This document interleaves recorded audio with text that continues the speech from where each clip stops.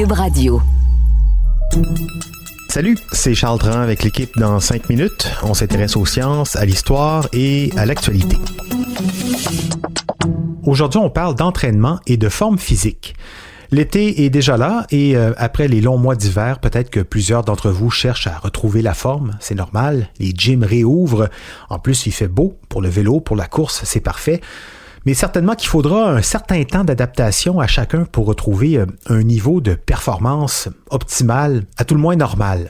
Mais une fois qu'on aura retrouvé la forme, qu'on aura sué et que l'automne reviendra, combien de temps est-ce que ça va nous prendre pour perdre à nouveau la forme, la santé physique qu'on avait regagnée? Une seule soirée devant la TV?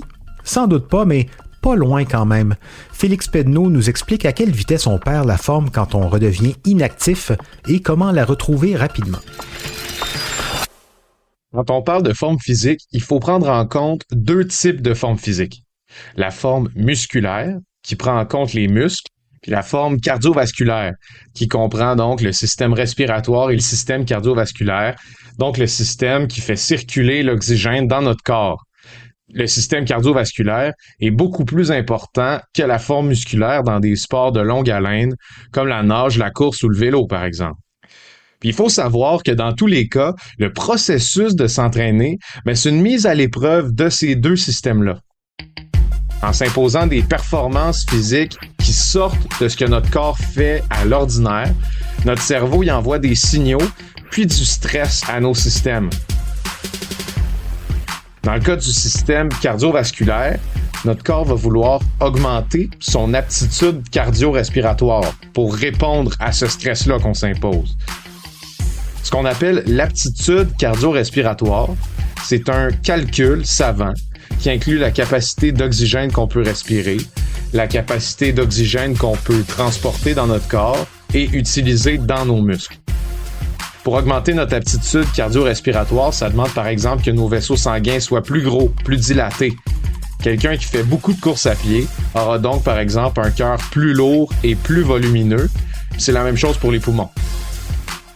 Donc vous le comprendrez bien, si vous passez de faire du jogging régulièrement à chaque semaine à ne plus rien faire, donc à devenir inactif, les transformations sur votre corps vont se renverser relativement rapidement. Pour un athlète chevronné, on estime que durant le premier mois d'inactivité, l'aptitude cardio-respiratoire va diminuer de 10%. C'est la baisse la plus drastique, mais après, elle se poursuit quand même plus lentement et sur une période plus longue.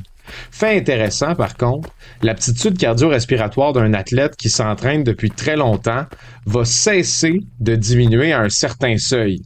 Un athlète va donc garder un cardio plus élevé qu'une personne moyenne, même s'il devient inactif pour une période prolongée. Mais attachez-vous bien. Une personne moyenne qui n'est pas habituée à l'entraînement physique peut perdre tout le cardio qu'elle a développé en seulement 2 mois d'inactivité. En 2 mois, on peut recommencer à zéro. Donc, vous arrêtez de courir en octobre à cause du froid, au printemps, ce sera comme si vous aviez jamais couru de votre vie. C'est cruel, hein? Mais ça l'est moins du côté musculaire, heureusement. C'est parce que quand on soumet nos muscles à du stress, pour grossir, notre organisme va générer plus de noyaux dans nos cellules musculaires. Ces noyaux-là vont pas disparaître du jour au lendemain, eux, si on cesse de s'entraîner. Puis c'est la même chose pour les fibres musculaires dans lesquelles se trouvent ces noyaux-là. Donc même si nos muscles perdent en taille quand on cesse de s'entraîner régulièrement, les fibres qu'on a développées disparaissent pas pour autant. Elles rapetissent plutôt. Puis c'est la même chose avec ces noyaux musculaires-là qui sont à l'intérieur des fibres et qui ne sont plus stimulés. Ils vont simplement réduire leur taille. Ça fait que lorsqu'on retourne à l'entraînement, puis vous l'avez certainement vécu, nos muscles peuvent reprendre leur force quand même très rapidement. C'est la mémoire musculaire. La mémoire musculaire, ça réactive aussi la même aisance que nos muscles avaient développé, par exemple en faisant certains mouvements qu'on a longtemps pratiqués, comme le fameux slap shot sur le mur du sous-sol, ou bien lancer la balle avec un ami, ou comme l'expression classique le dit, on n'oublie jamais comment faire de la bicyclette, c'est en partie dû à la mémoire musculaire. Ça n'empêche pas qu'on peut perdre jusqu'à 13% de masse musculaire en 2 semaines lorsqu'on devient inactif du jour au lendemain. Ça fait peur quand on voit le chiffre comme ça, mais comme je l'ai expliqué plus tôt, on peut retrouver notre masse musculaire relativement vite si on s'y remet régulièrement. Mais je vais pas vous le cacher, moi personnellement, je suis quand même un fainéant. Puis comme je suis très irrégulier dans mes périodes d'entraînement, j'ai cherché des techniques pour retrouver plus rapidement ma forme physique perdue, mon corps d'Apollon. D'abord, dormir des nuits complètes, ça aiderait à améliorer la mémoire musculaire. Si on est assis très longtemps chaque jour, ben le simple fait de s'étirer 3 fois par jour peut libérer beaucoup des contraintes sur notre corps qui sont relatives à l'inactivité. Donc, par exemple, l'atrophie des jambes ou l'affaissement de la colonne vertébrale. Boire de l'eau fréquemment, on le dira jamais assez, ça peut aussi aider les muscles à rapidement retrouver leur forme quand on se met à s'entraîner.